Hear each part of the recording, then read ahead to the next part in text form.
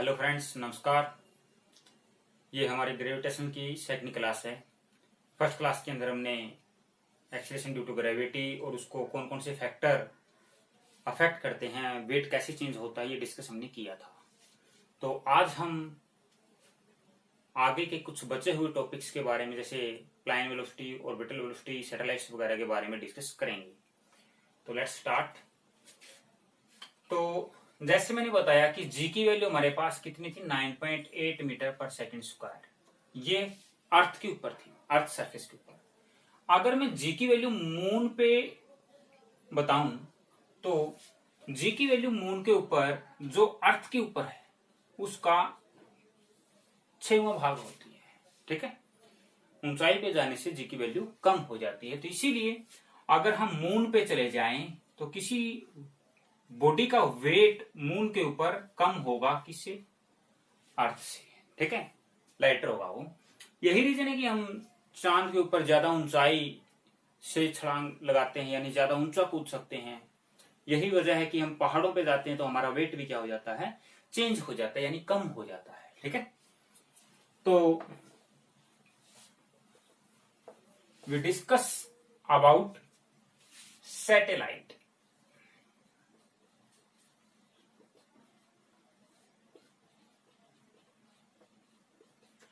तो देखिए, सैटेलाइट्स यानी कि उपग्रह। सबसे पहले तो उपग्रह होता क्या है? कोई भी स्मॉल बॉडी जो एक लार्जर बॉडी के अराउंड में रिवॉल्व करती है और उसी का स्टडी करने के लिए हेल्प करती है, उसको हम उस लार्जर बॉडी का सैटेलाइट बोल देते हैं। तो सैटेलाइट जो होता है इसका बहुत ज्यादा महत्व है हमारे डेली लाइफ के अंदर। तो सैटेलाइट जो हमारे पास होते हैं, दो तरीके के सैटेलाइट होते हैं। एक तो होता है नेचुरल सैटेलाइट एंड आर्टिफिशियल। इनको हम मैन मेड भी बोलते हैं। नेचुरल सैटेलाइट जैसे कि आप बोल सकते हैं मून एक सैटेलाइट है, किसका? अर्थ का। ठीक है, चंद्रमा एक उपग्रह है पृथ्वी का। इसी तरीके से मंगल ग्रह के उपग्रह का नाम सुना होगा आपने, फोबोस एंड डिबोस। बृहस्पति का सुना होगा, गैनीमेड। ब्रह्मांड का सबसे बड़ा उपग्रह है गैनीमेड। अब आर्टिफिशियल के बारे में हम डिस्कस करते हैं। आर्टिफिशियल सैटेलाइट्स जो है हमारे पास, वर्ल्ड का सबसे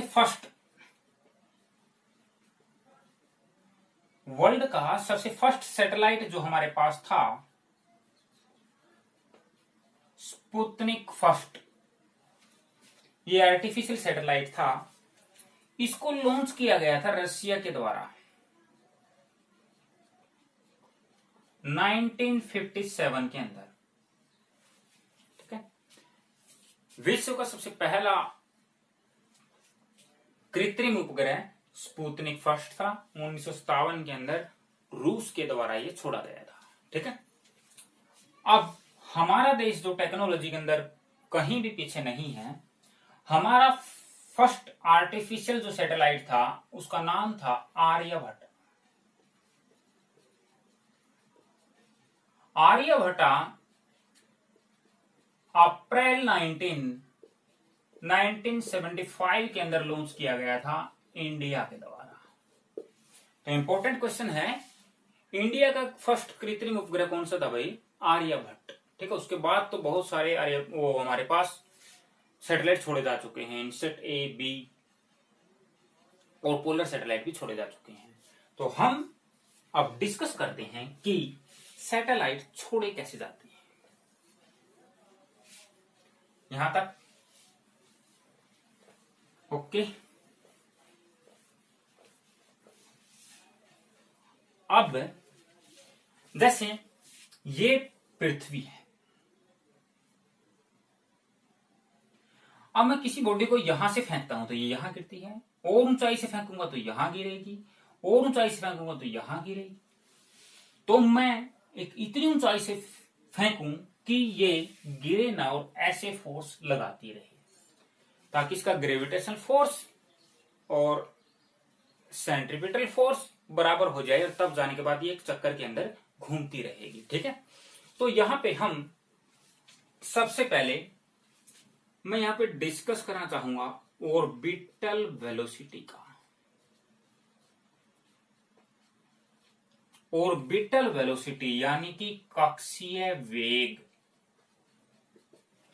ऑर्बिटल वेलोसिटी क्या, सबसे पहले आप इसको समझें। किसी भी बॉडी को, किसी भी सैटेलाइट को अर्थ के अराउंड एक सर्कुलर पाथ में रिवॉल्व करवाने के लिए उसको हम जो वेलोसिटी देते हैं उसको क्या कहते हैं, ऑर्बिटल वेलोसिटी यानी कक्षीय वेग कहते हैं। ठीक है, ऑर्बिटल वेलोसिटी का अगर मैं यानी ऑर्बिटल वेलोसिटी का फॉर्मूला क्या होता है, जी आर का रूट। जी की वैल्यू हमें मालूम है, आर की वैल्यू भी हमें मालूम है।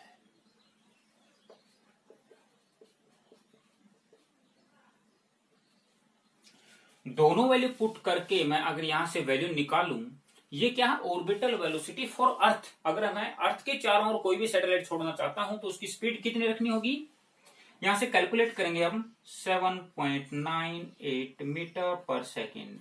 अप्रोक्सीमेट में आपको ऑप्शन में 8 मीटर पर सेकेंड, सॉरी किलोमीटर, 8 किलोमीटर पर सेकेंड भी लिखा मिल सकता है। ठीक है, आपको ये याद रखना है। पृथ्वी की कक्षा में ऑर्बिटल यानी पृथ्वी का कक्षीय वेग कितना है, 8 किलोमीटर पर सेकेंड। अब आप लोग, हमने कोई भी उपग्रह छोड़ दिया है तो वो किससे छोड़ा जाता है, इस स्पीड से हम छोड़ सकते हैं।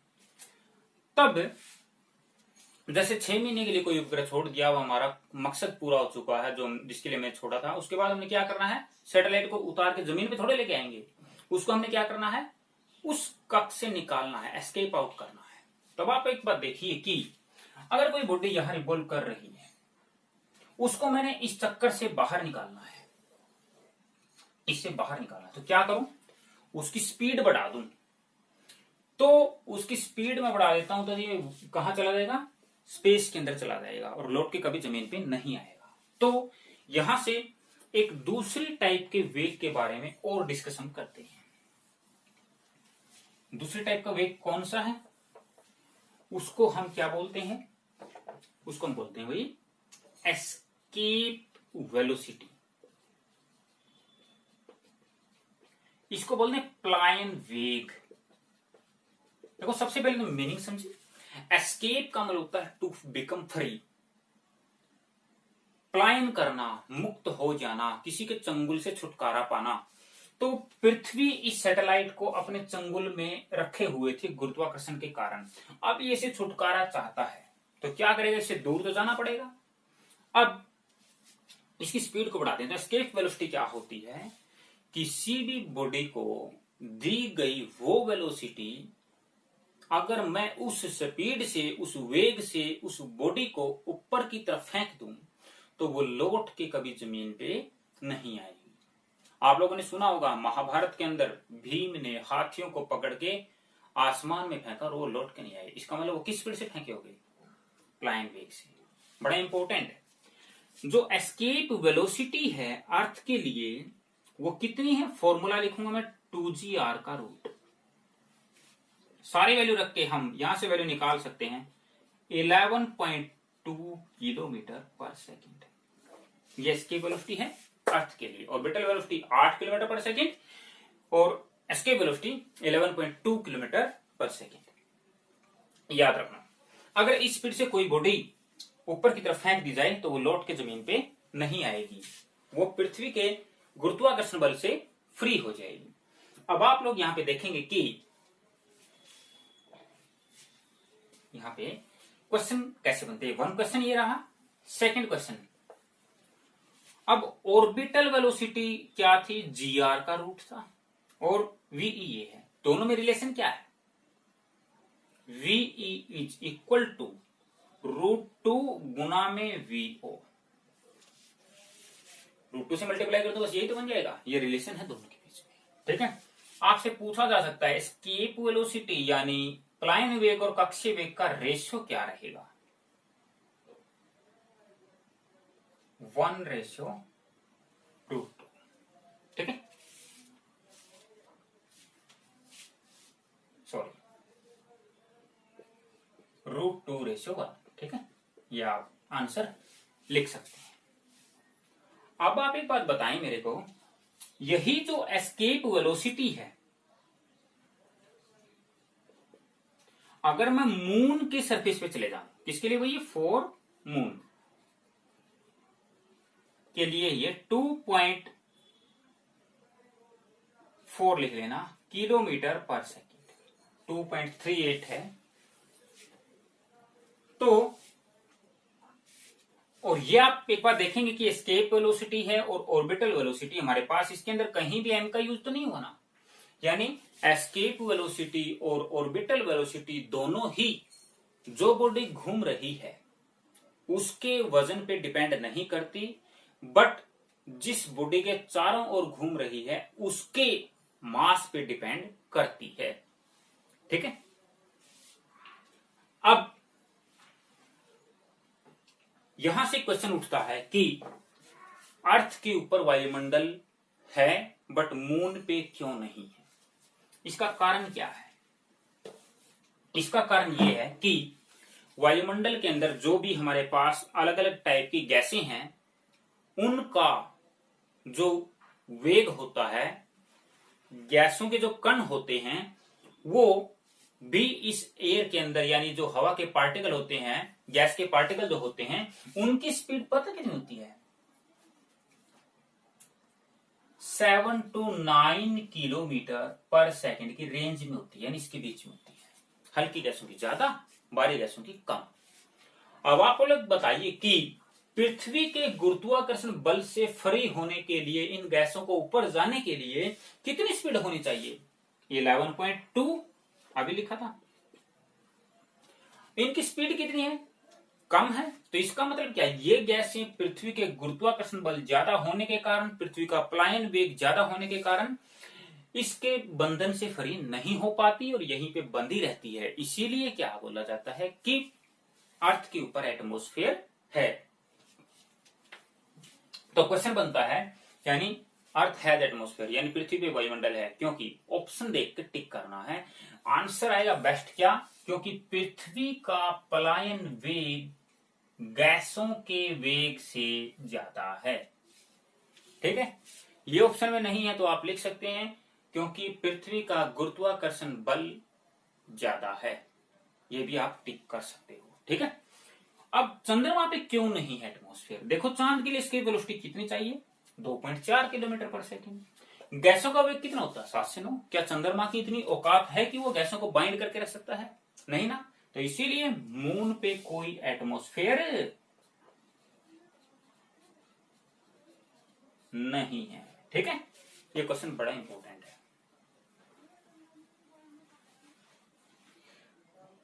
समझ में आ गया होगा। ओके, अब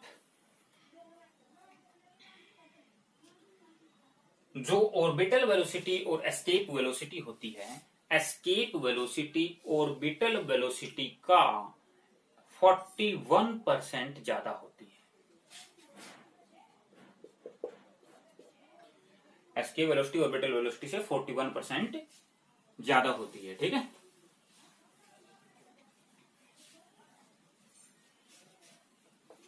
अब हम सैटेलाइट की बातें कर रहे हैं। हमारे पास दो तरीके के सैटेलाइट होता है। नंबर 1, जियो स्टेशनरी।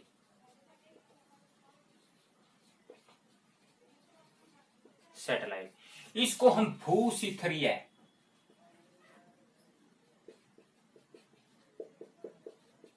उपग्रह भी बोलते हैं, ठीक है। जियो स्टेशनरी, देखो क्या नाम है। जियो का मतलब अर्थ, स्टेशनरी का मतलब रेस्ट, सैटेलाइट का मतलब आप समझते ही हैं।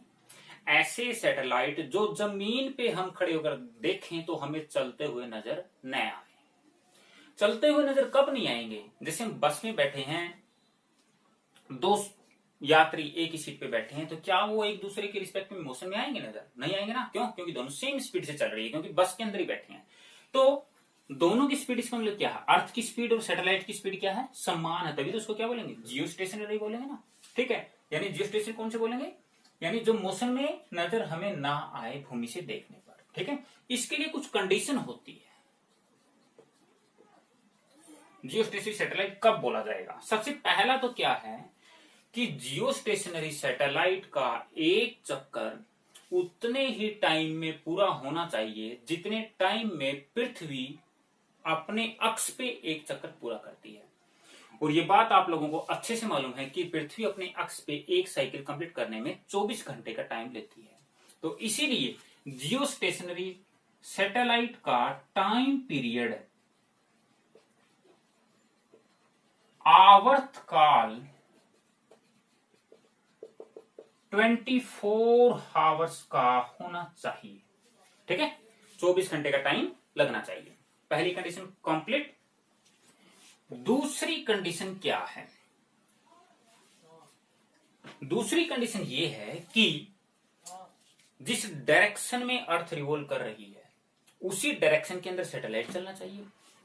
तो इसके रिवॉल्यूशन की डायरेक्शन हमेशा वही होनी चाहिए जो अर्थ की है, यानी इसका मतलब वेस्ट टू ईस्ट डायरेक्शन के अंदर ये सैटेलाइट रिवॉल्व करने चाहिए, या आप इसको एंटी क्लॉकवाइज भी बोल सकते हो। एंटी क्लॉकवाइज डायरेक्शन में रिवॉल्व करने चाहिए। ठीक है, एंटी क्लॉकवाइज डायरेक्शन ये वाली। ओके भाई, इसका मतलब वेस्ट टू ईस्ट का मतलब आप ये भी बोल सकते हैं कि जैसे मैंने अर्थ बताई आपको ऐसे ऐसे है, तो ये अर्थ के चारों ऐसे रिवॉल्व करेंगे। इसका मतलब क्या है? ये इक्विटोरियल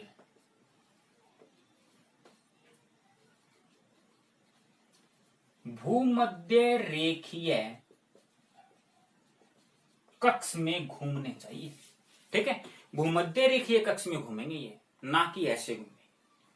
यहां तक समझ में आया? इनकी यानी कक्ष कैसा होता है? भूमध्य रेखीय, विषुवत रेखीय, इक्वेटोरियल प्लेन में ये रिवॉल्व करते हैं। थर्ड क्या होता है कि जो जियो स्टेशनरी सैटेलाइट हैं, इसका मतलब क्या है? पृथ्वी के समान इनकी स्पीड बनाने के लिए हमें कितनी हाइट से ये छोड़ने चाहिए, कितनी हाइट से छोड़ने पड़ते हैं?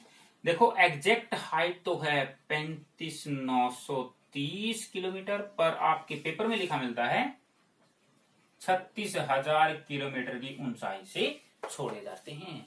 ठीक है, जियो स्टेशन सैटेलाइट की हाइट कितनी होती है? 36,000 किलोमीटर। ठीक है जी, ये तीन कंडीशन, तीनों काफी इंपॉर्टेंट है, तीनों से क्वेश्चन बनते हैं। अब जियो स्टेशनरी सैटेलाइट जो होते हैं हमारे पास, जो भी हमारे पास इनसेट की सीरीज है, इनसेट 2B, इनसेट 2C, ये हमारे पास क्या है? जियो स्टेशनरी सैटेलाइट हैं। ठीक है, इनका यूज हम अर्थ वगैरह के सरफेस का स्टडी करने के लिए करते हैं। ठीक है, कम्युनिकेशन में भी इसका यूज किया जाता है, आर्मी वगैरह के अंदर। अब जियो स्टेशनरी सैटेलाइट हमारे पास कंप्लीट हो गया है। अब हम दूसरी टाइप का सैटेलाइट डिस्कस करते हैं।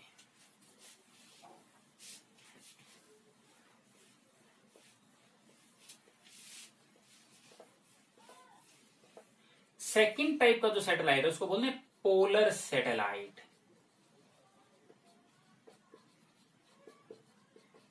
ध्रुवीय उपग्रह। देखो, पोलर सैटेलाइट क्यों बोलते हैं? नाम से ही पता चल रहा है भाई। क्या ये है पोल, ये वाली लाइन क्या है? पोलर लाइन, ये इक्वेटोरियल लाइन। अब वो तो ऐसे घूम रहे थे इक्वेटोरियल में, ये घूमेंगे पोलर में ऐसे। ठीक है, यानी इसका मतलब क्या है? ये पोलर में घूमेंगे भाई, ये इस तरीके से घूमेंगे, रिवॉल्व करेंगे। ये अर्थ हमारे पास। ठीक है, तो अब पोलर सैटेलाइट जो है हमारे पास, इसके लिए कुछ खास कंडीशन नहीं है। ये कितनी हाइट से छोड़े जा सकते हैं? 500 से लेकर के 8800 किलोमीटर की हाइट से ये छोड़े जा सकते हैं। इनका जो टाइम पीरियड रहता है 84 मिनट्स, 84 मिनट में पृथ्वी का एक चक्कर कंप्लीट कर देते हैं। देखो कितनी फास्ट प्रोसेस है। ठीक है,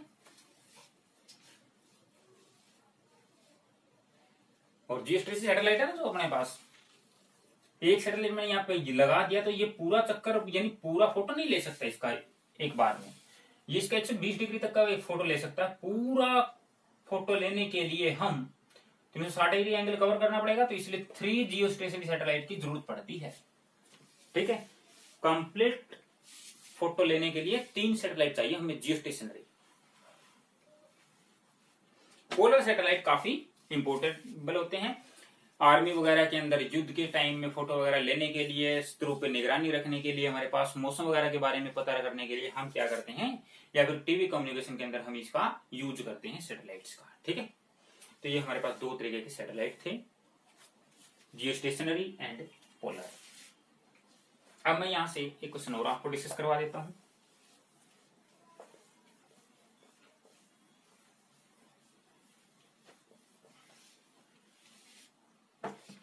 हम उपग्रह के अंदर कोई भी अगर बॉडी है तो वो हमेशा कैसी होती है, वेटलेस।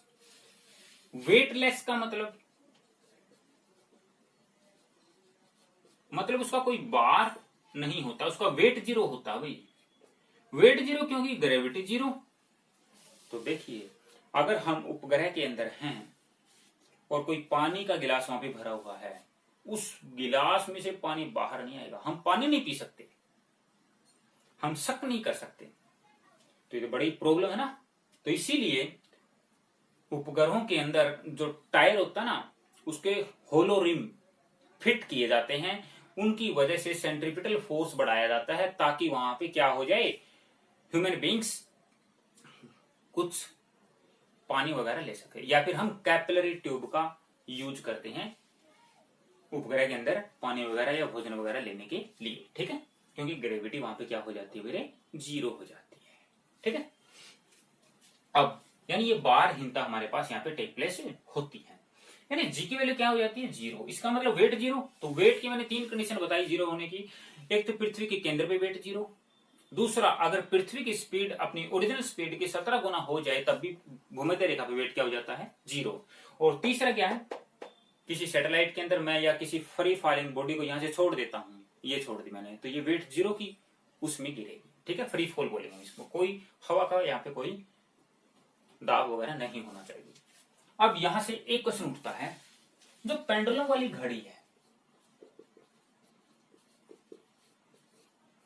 पेंडुलम वाली घड़ी, घड़ी के नीचे आपने पेंडुलम देखा होगा, पेंडुलम वाली घड़ी को हम सैटेलाइट के अंदर टाइम नोट करने के लिए यूज नहीं करते।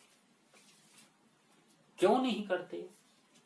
क्योंकि सैटेलाइट के अंदर जी की वैल्यू 0 हो जाती है, और टाइम यानी पेंडुलम वाली घड़ी का जो टाइम होता है वो हमारे पास किससे फॉर्मूले से निकाला जाता है, 2πL/g।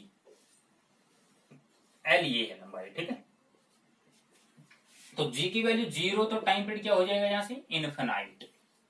तो इनफिनाइट टाइम हो जाएगा, इसका मतलब क्या है, घड़ी का पेंडुलम हिलेगा नहीं, हिलेगा नहीं तो चलेगी नहीं, इसका मतलब वो टाइम नहीं बताएगी। ठीक है, तो पेंडुलम वाली घड़ी सैटेलाइट के अंदर यूज नहीं की जाती, क्योंकि वहां पे गुरुत्वीय त्वरण क्या होता है, 0 होता है। ठीक है, जिसके कारण उसका, या फिर पेंडुलम के अंदर रखी घड़ी, सैटेलाइट के अंदर रखी पेंडुलम वाली घड़ी का टाइम पीरियड कितना होता है, इनफाइनाइट। ठीक है, ओके, तो ये हमारे पास ग्रेविटेशन कंप्लीट हुआ। अगर कोई डाउट इससे रिलेटेड क्वेश्चन आपसे नहीं हो रहा तो आप मुझसे कमेंट में पूछ सकते हैं। थैंक यू स्टूडेंट्स, नमस्कार।